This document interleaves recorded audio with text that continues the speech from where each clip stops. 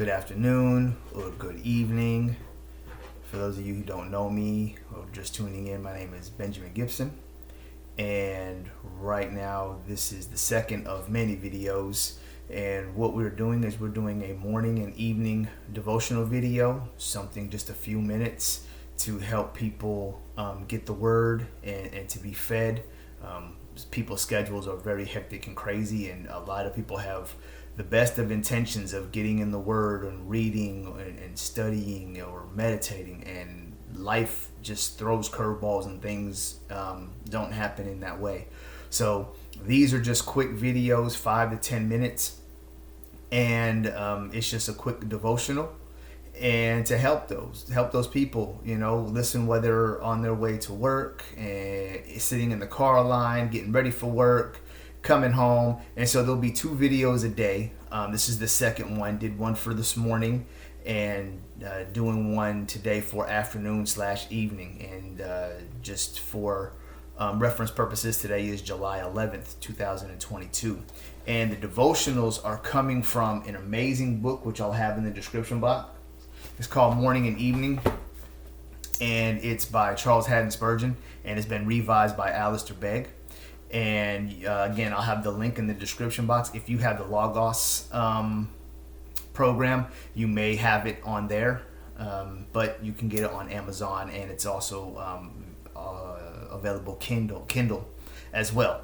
Okay, so don't want to be before you for too long, so let's go ahead and let's read the devotional for the evening, afternoon, evening, however it works for you, for July 11th. And the verse is Joel 1:3.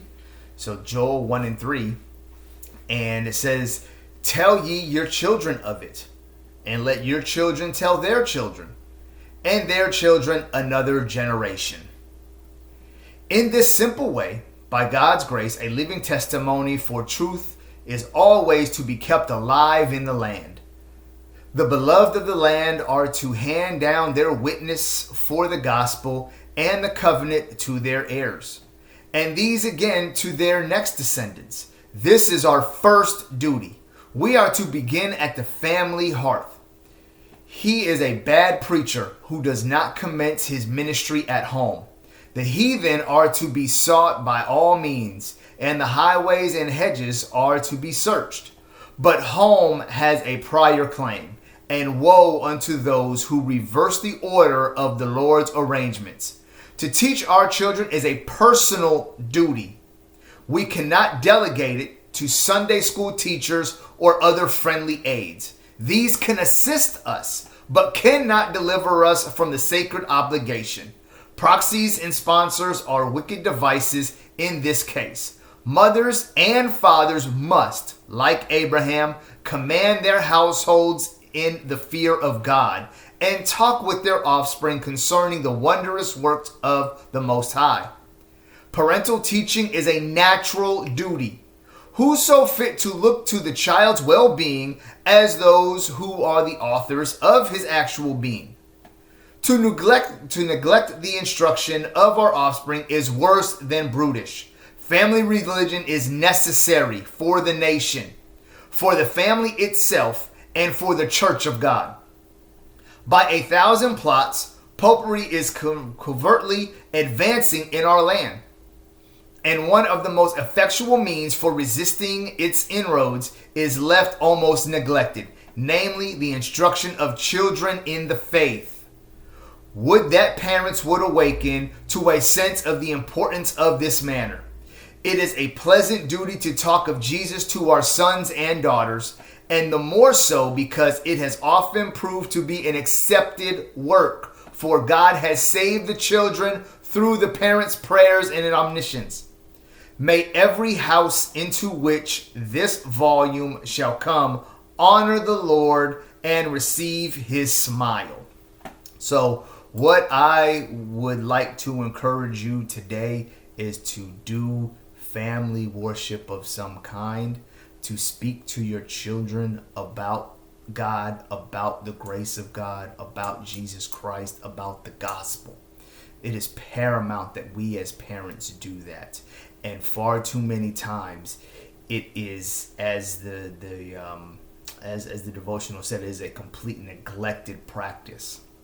We will immerse our children in all the athletics and give them everything and anything they need, from camps to extra practices to mentors and trainers. People will spend so much time and money in their kids for athletics, and that is awesome and that is amazing. But we need to be doing the same thing when it comes to their spiritual walk as well. Okay, so we have athletics, we have academics. Both can be very fruitful. Both can be very both are very important. With obviously, my opinion, academics going superior to athletics, but both are important. But what about our children's spiritual walk? What is being done for that? That is far neglected, and so many times is just left to children's church or Sunday school and what have you. And 90%, and that may even be a low number, 90% of children's church is not teaching our children anything about Jesus Christ, about the gospel, about the word of God. It is merely just to keep them occupied while the adults are in the church. Okay, so I would implore you and I would encourage you to, one, do some type of spiritual ministry at home. Okay, do family ministry at home. The other is, I would implore you and encourage you to have your children stay with you in the adult church, and to where they can actually be fed the word of God and can actually hear the word and be taught the word, and not just kind of occupied with colorings and drawings and very superficial teachings. Okay, that's just the experience that I have had and that I have seen. Okay. And again, we should take control, and we should take and be the tip of the spear when it comes to that. We should be the number one force when it comes to that for our children. Okay, Proverbs 22:6, and I'll read that briefly. Proverbs 22:6 from the ESV: "Train up a child in the way he should go. Even when he is old, he will not depart from it."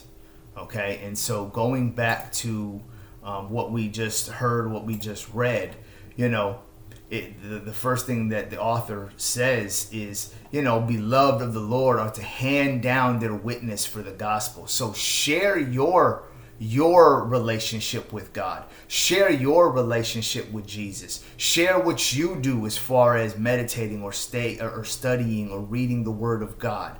Talk about your testimony. Talk about how God has gotten you through. Talk about how, as we talked earlier in the day about suffering, and how when you go through suffering, how it helps you to get even stronger and even deeper into your faith and even to your love and relationship of God. Talk to that, because our kids are going through things right now, and a lot of them are going through and seeing and enduring things that we didn't have to go through as kids, and for some of us maybe haven't even endured or gone through this part of our life yet.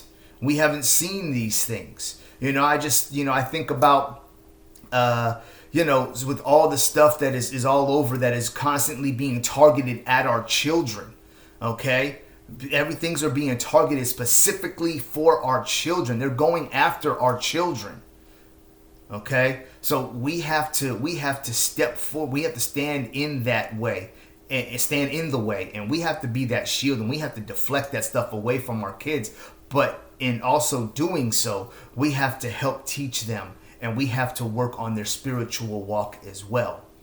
Okay, so that is for the evening or afternoon reading. Again, I'll have the link for the book in the description, and I hope and pray that it encouraged you on today. And again, I encourage you, I challenge you, I implore you to take a very active and very hands-on approach when it comes to your children in their spiritual walk.